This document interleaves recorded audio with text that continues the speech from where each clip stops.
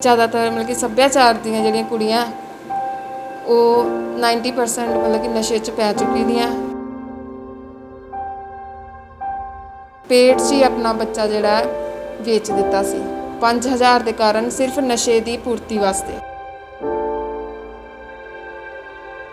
ਉਹਨੇ ਇੰਨੀ ਗੱਲ ਤੱਕ ਕਹਿਤੀ ਕਿ ਕੁੜੀ ਹੋਏਗੀ ਮੁੰਡਾ ਹੋਏਗਾ ਤੇਰਾ, ਤੂੰ ਮੈਨੂੰ 5000 ਰੁਪਏ ਦੇ ਦੇ, ਬੱਚਾ ਤੇਰਾ।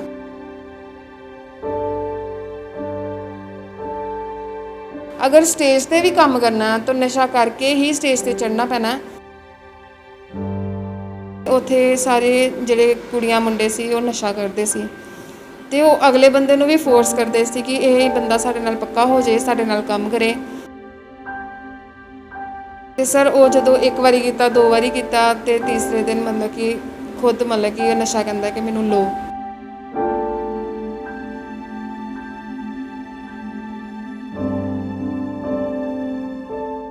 देश भर दे विच लगाए गए लॉकडाउन के करके हर एक वर्ग काफ़ी प्रभावित होया है।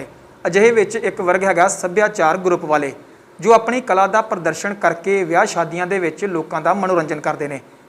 इस लॉकडाउन के करके इस वर्ग नूं भी काफ़ी मार झलनी पई है। एक डांसर साडे नाल हैगी है जो कि सभ्याचार ग्रुप चलाउंदे सी, लेकिन हुण इस लॉकडाउन के करके उन्होंने काफ़ी दिक्कतां दा मुश्किलों का सामना करना पै रहा है।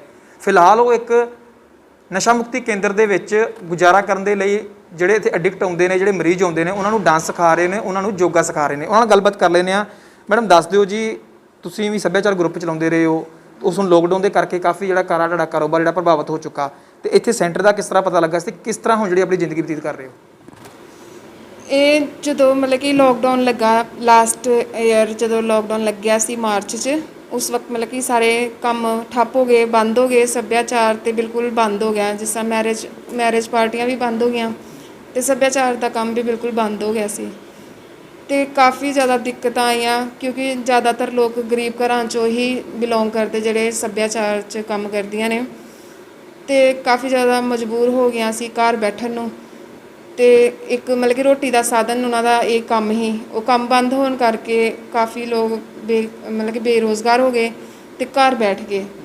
तो ये बहुत ही ज़्यादा दिक्कत की गल है कि परिवार जदों भुखा घर बैठा होए तो फिर वो किस लाइन च जाए, की काम करे। अगर इंसान कोई काम नहीं आता इस तो अलावा तो की काम करेगा। ਤੁਸੀਂ ਇਸ ਗਏ ਸੈਂਟਰ ਦੀ ਗੱਲ ਕੀਤੀ ਹੈ, ਇਸ ਸੈਂਟਰ ਦੇ ਨਾਲ ਕਿੱਦਾਂ ਰਾਬਤਾ ਕਾਇਮ ਹੋਇਆ, ਇਸ ਸੈਂਟਰ 'ਚ ਕਿਸ ਤਰ੍ਹਾਂ ਪਹੁੰਚੇ ਸੀਗੇ? ਤੇ ਜੇ ਗੱਲ ਕੀਤੀ ਜਾਏ ਸੱਭਿਆਚਾਰ ਗਰੁੱਪ ਦੀ, ਤੇ ਸੱਭਿਆਚਾਰ ਗਰੁੱਪ ਦੇ ਵਿੱਚ ਵੀ ਕਿਹਾ ਜਾ ਰਿਹਾ ਕਿ ਨਸ਼ੇ ਜਿਹੜਾ ਵਾ ਨਸ਼ਾ ਉਹਨਾਂ ਤੱਕ ਪਹੁੰਚ ਚੁੱਕਿਆ, ਕੁੜੀਆਂ ਤੱਕ ਨਸ਼ਾ ਕਰਦੀਆਂ ਨੇ। ਤੁਸੀਂ ਕਿਹਾ ਵੀ ਤੁਸੀਂ ਖੁਦ ਵੀ ਐਡਿਕਟ ਰਹੇ ਹੋ, ਕਿਸ ਤਰ੍ਹਾਂ ਸਾਰੀ ਘਟਨਾ ਵਾਪਰੀ ਸੀ ਤੇ ਕਿਸ ਤਰ੍ਹਾਂ ਇੱਥੇ ਤੱਕ ਪਹੁੰਚੇ ਸੀਗੇ? तो मैं 6 साल सभ्याचार का काम किया। 5 साल तो बिल्कुल सही मतलब कि मेरा काम चलता रहा। उस तो बाद मैं सैटिंग ग्रुप च काम करना शुरू किया। सैटिंग ग्रुप च यही कि उत्थे सारे जिहड़े कुड़ियां मुंडे सी वो नशा करते सी ते वो अगले बंदे नूं भी फोर्स करते सी कि यह बंदा साडे नाल पक्का हो जाए, साडे नाल काम करे। तो सर वो अगले बंदे नूं नशे ते लगांदे सी ते जिहदे कारण मतलब कि 1-2 बारी उन्होंने मैनूं फोर्स किया, तीसरी बार मैं कर लिया। तो सर वो जदों एक बारी किया, 2 बारी किया तो तीसरे दिन मतलब कि खुद मतलब कि नशा कहंदा कि मैनूं लो। तो फिर मतलब कि पहले तो इंसान फ्री तो शुरू करांदा, फिर बाद में जदों इंसान एडिक्ट हो जाता फिर उन्होंने अपने पैसे खर्चने पैंदे आ। तो नशा ये बहुत महंगा है, 4-5 हज़ार रुपया बंदे नूं ये नशा मंगता है। तो सर रोज़ रोज़ नशा पूरा करने वास्ते इंसान नूं काम बिल्कुल हो गए बंद। पैसे खत्म होने कारण मैं इस सेंटर च आई सी इलाज करवाने वास्ते। तो सर इत्थे मैं इलाज कराया, इत्थे बहुत वधिया मतलब कि मेरा इलाज होया। 1 महीने के अंदर अंदर मैं ठीक हो गई। ठीक होने तो बाद लॉकडाउन तो लग्या ही सी। तो फिर सर मैं इन्हों रमेश महाजन जी ने कहा कि मैनू कोई काम कोई जॉब वगैरह दिला दो। इन्होंने मेरी बहुत हैल्प की तो मैनू इत्थे योगा थैरेपिस्ट की जॉब दी है। इत्थे मैं डांस क्लास चलानी हाँ तो होर ड्राइंग पेंटिंग बहुत सी होर एक्टिविटियां करवाती। नहीं किया जाता कि पंजाब दे विचों जिहड़ा नशा वा वो खत्म हो चुका, सरकारां ने नशा खत्म कर दिता, लेकिन पहलां तां मुंडे वेखिया सी भी नशे दे विच लगदे ने, हुण कुड़ियां भी ज़्यादातर एडिक्ट होंदियां जा रहीआं ने। सभ्याचार ग्रुप की गल की जाए तो किन्ने परसेंट जिहड़ियां कुड़ियां भी नशा करदियां ते नशा मिलदा कित्थों? सर नशा मिलन की गल तो तुसीं रहने दो, हर जगह तो अवेलेबल है नशा, जिथों तुसीं मर्जी खरीद सको। सरकारां तो कहंदियां कि नशा बंद करता, ਸਾਡੇ ਹਿਸਾਬ ਨਾਲ ਨਸ਼ਾ ਇੱਥੇ ਪਹਿਲੇ ਨਾਲੋਂ ਵੱਧ ਹੈ। ਤੇ ਲੜਕੀਆਂ ਦੀ ਗੱਲ ਕੀਤੀ ਜਾਏ ਤੇ ਜ਼ਿਆਦਾਤਰ ਮਤਲਬ ਕਿ ਸੱਭਿਆਚਾਰ ਦੀਆਂ ਜਿਹੜੀਆਂ ਕੁੜੀਆਂ ਉਹ 90% ਮਤਲਬ ਕਿ ਨਸ਼ੇ 'ਚ ਪੈ ਚੁੱਕੀ ਦੀਆਂ। ਤੇ ਕਾਫੀ ਤੇ ਘਰੇਲੂ ਵੀ ਹੈਗੀਆਂ ਜਿਹੜੀਆਂ ਮਤਲਬ ਕਿ ਘਰ ਹੀ ਨਸ਼ਾ ਕਰਦੀਆਂ, ਪੈਸੇ ਮਿਲ ਜਾਂਦੇ ਆ ਨਸ਼ਾ ਕਰ ਲੈਂਦੀਆਂ, ਜੋ ਕਿ ਸ਼ੋਅ ਨਹੀਂ ਹੁੰਦੀਆਂ। ਤੇ ਇਸ ਕਰਕੇ ਮਤਲਬ ਕਿ ਕੁੜੀਆਂ ਵੀ ਮੁੰਡਿਆਂ ਤੋਂ, ਕਹਿੰਦੇ ਨਾ ਕੁੜੀਆਂ ਮੁੰਡਿਆਂ ਦੇ ਬਰਾਬਰ ਹੋ ਚੁੱਕੀ ਦੀਆਂ, ਇਸ ਕੰਮ 'ਚ ਵੀ ਕੁੜੀਆਂ ਜਿਹੜੀਆਂ ਮੁੰਡਿਆਂ ਤੋਂ ਬਰਾਬਰ ਹੀ ਹੈ। ਜੇ ਗੱਲ ਕੀਤੀ ਜਾਵੇ ਨਸ਼ਿਆਂ ਦੀ ਤਾਂ ਸੱਭਿਆਚਾਰ ਗਰੁੱਪ ਚਲਾਉਂਦੀਆਂ ਨੇ, ਸੱਭਿਆਚਾਰ ਦੀ ਕੁੜੀਆਂ ਨੂੰ ਡਾਂਸਰ ਸਮਝਦੇ ਨੇ, ਬੜੀ ਗੰਦੀ ਨਜ਼ਰ ਨਾਲ ਵੇਖਿਆ ਜਾਂਦਾ ਵਾ। ਕਿਸ ਤਰ੍ਹਾਂ ਦੇ ਸੰਘਰਸ਼ ਦੇ ਵਿੱਚੋਂ, ਕਿਸ ਤਰ੍ਹਾਂ ਦੇ ਔਂਕੜਾਂ ਦੇ ਵਿੱਚ ਜਿਹੜੀਆਂ ਕੁੜੀਆਂ ਨੇ ਲੰਘਦੀਆਂ ਡਾਂਸਰਾਂ? ਸਰ ਇਹ ਜਿਹੜੇ ਸੱਭਿਆਚਾਰ ਦਾ ਕੰਮ ਕਰਦੀਆਂ ਕੁੜੀਆਂ, ਇਹ ਆਪਣੇ ਘਰੋਂ ਇੱਕ ਰੋਟੀ ਦਾ ਜ਼ਰੀਆ ਕਮਾਉਣ ਵਾਸਤੇ, ਮਤਲਬ ਕਿ ਜਿਨ੍ਹਾਂ ਨੂੰ ਕੋਈ ਸਹਾਰਾ ਨਹੀਂ ਹੁੰਦਾ ਉਹਨੇ ਤਾਂ ਕੰਮ ਕਰਨਾ ਹੀ ਹੈ। ਸਰ ਉਹ ਵੀ ਕਿਸੇ ਦੀਆਂ ਲੜਕੀਆਂ, ਧੀਆਂ, ਭੈਣਾਂ, ਕਿਸੇ ਦੀ ਮਾਂ ਹੈ, ਕਿਸੇ ਦੀ ਭੈਣ ਹੈ, ਉਹਨਾਂ ਨੂੰ ਮਤਲਬ ਕਿ ਗਲਤ ਨਜ਼ਰ ਨਾਲ ਦੇਖਿਆ ਜਾਂਦਾ ਕਿ ਉਹ ਸੱਭਿਆਚਾਰ ਦਾ ਕੰਮ ਕਰ ਰਹੀਆਂ, ਅਤੇ ਇਹਦਾ ਮਤਲਬ ਇਹ ਨਹੀਂ ਹੈ ਕਿ ਉਹ ਗਲਤ ਹੀ ਹੋਣਗੀਆਂ। ਸਰ ਇਹ ਨਜ਼ਰੀਆ ਜਿਹੜਾ ਨਾ ਇਨਸਾਨ ਨੂੰ ਗਲਤ ਬਣਾਉਂਦਾ। ਹਾਂਜੀ, ਜਿਹੜੇ ਲੋਕ ਇਸ ਤਰ੍ਹਾਂ ਦੀ ਨਜ਼ਰ ਰੱਖਦੇ ਨੇ ਜਾਂ ਇਸ ਤਰ੍ਹਾਂ ਵੇਖਦੇ ਉਹਨਾਂ ਨੂੰ ਕੀ ਮੈਸੇਜ ਦੇਣਾ ਚਾਹੋਗੇ? ਤੇ ਦੂਜੇ ਪਾਸੇ ਨਸ਼ੇ ਦੀ ਗੱਲ ਕੀਤੀ ਜਾਵੇ ਤੇ ਕੋਈ ਘਟਨਾ ਅਜਿਹੀ ਵਾਪਰੀ ਹੋਵੇ ਕਿ ਤੁਸੀਂ ਡਾਂਸਰ ਖੁਦ ਵੀ ਕਰਦੇ ਰਹੇ ਹੋ, ਐਡਿਕਟ ਵੀ ਰਹੇ ਹੋ, ਕੋਈ ਇਸ ਤਰ੍ਹਾਂ ਦਾ ਹਾਦਸਾ ਜਿਹੜਾ ਤੁਹਾਨੂੰ ਝੰਜੋੜਿਆ ਹੋਵੇ ਜਿਸ ਹਾਦਸੇ ਨੇ? ਸਰ ਹਾਦਸੇ ਤੇ ਕਾਫੀ ਜ਼ਿਆਦਾ ਮੇਰੇ ਸਾਹਮਣੇ ਇੱਦਾਂ ਦੇ ਆਏ ਨੇ। ਬਹੁਤ ਸਾਰੇ ਕੇਸ ਮੈਂ ਸੁਸਾਈਡ ਦੇ ਦੇਖੇ ਕਿ ਫਲਾਣੇ ਦਾ ਮੁੰਡਾ ਮਤਲਬ ਕਿ ਤੋੜਨਾ ਮਰ ਗਿਆ, ਇਹ ਜ਼ਿਆਦਾ ਨਸ਼ਾ ਕਰ ਲਿਆ ਤਾਂ ਮਰ ਗਿਆ।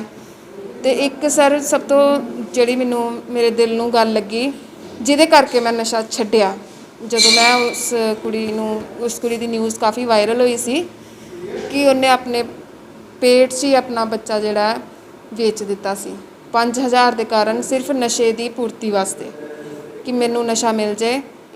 ਕਿੰਨੀ ਕੁ ਮਜਬੂਰ ਹੋਏਗੀ ਉਹ ਨਸ਼ੇ ਦੇ ਕਾਰਨ ਕਿ ਉਹਨੇ ਆਪਣਾ ਬੱਚਾ ਹੀ, ਉਹਨੇ ਇੰਨੀ ਗੱਲ ਤੱਕ ਕਹਿਤੀ ਕਿ ਕੁੜੀ ਹੋਏਗੀ ਮੁੰਡਾ ਹੋਏਗਾ ਤੇਰਾ, ਤੂੰ ਮੈਨੂੰ 5000 ਰੁਪਏ ਦੇ ਦੇ, ਬੱਚਾ ਤੇਰਾ।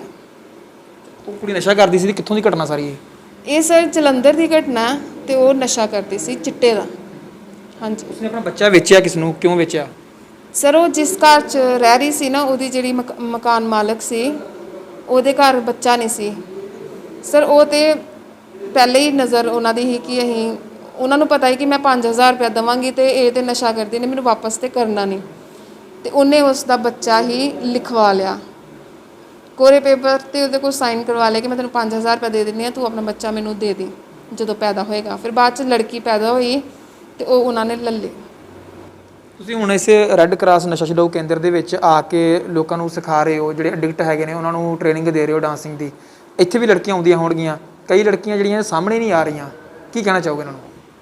ਸਰ ਮੈਂ ਉਹਨਾਂ ਨੂੰ ਇਹੀ ਮੈਸੇਜ ਦੇਣਾ ਚਾਹਾਂਗੀ ਕਿ ਨਸ਼ਾ ਛੱਡੋਗੇ ਤਾਂ ਹੀ ਜੀ ਪਾਓਗੇ, ਕਿਉਂਕਿ ਨਸ਼ਾ ਇਨਸਾਨ ਨੂੰ ਅੰਦਰੋਂ ਇੰਨਾ ਕੁ ਕਮਜ਼ੋਰ ਕਰ ਦਿੰਦਾ ਨਾ ਕਿ ਇਨਸਾਨ ਹੋਰ ਨਸ਼ੇ ਤੋਂ ਬਗੈਰ ਹੋਰ ਕੋਈ ਕੰਮ ਹੀ ਨਹੀਂ ਕਰ ਸਕਦਾ। ਅਗਰ ਸਟੇਜ 'ਤੇ ਵੀ ਕੰਮ ਕਰਨਾ ਤਾਂ ਨਸ਼ਾ ਕਰਕੇ ਹੀ ਸਟੇਜ 'ਤੇ ਚੜ੍ਹਨਾ ਪੈਣਾ। ਅਤੇ ਅਗਰ ਜਦੋਂ ਤੱਕ ਆਪਾਂ ਇਸ ਨਸ਼ੇ ਨੂੰ ਛੱਡਾਂਗੇ ਨਹੀਂ ਤਾਂ ਆਪਾਂ ਕੁਛ ਹੋਰ ਕੰਮ ਕਰ ਨਹੀਂ ਸਕਦੇ। ਇਹਦੇ 'ਚ ਸਾਡੀ ਹੈਲਥ 'ਤੇ ਫਰਕ ਪੈਂਦਾ ਹੈ, ਸਾਡੀ ਸੇਵਿੰਗ 'ਤੇ ਫਰਕ ਪੈਂਦਾ ਹੈ, ਔਰ ਸਾਡੀ ਰੈਪੂਟੇਸ਼ਨ 'ਤੇ ਫਰਕ ਪੈਂਦਾ ਹੈ, ਜਿਸ ਦੇ ਨਾਲ ਮਤਲਬ ਕਿ ਸਾਰੇ ਲੋਕ ਇਹ ਦੇਖਦੇ ਆ ਕਿ ਇਹਦੀ ਜਿਹੜੀ ਰੈਪੂਟੇਸ਼ਨ ਆ ਉਹ ਖਰਾਬ ਹੋ ਜਾਂਦੀ ਹੈ। ਆਪਣੇ ਗਲੀ ਮਹੱਲੇ, ਫੈਮਿਲੀ 'ਚ ਆਪਣੇ ਜਿਹਨੂੰ ਵੀ ਪਤਾ ਚੱਲਦਾ ਉਹਦੀ ਰੈਪੂਟੇਸ਼ਨ ਖਰਾਬ ਹੋ ਜਾਂਦੀ ਹੈ।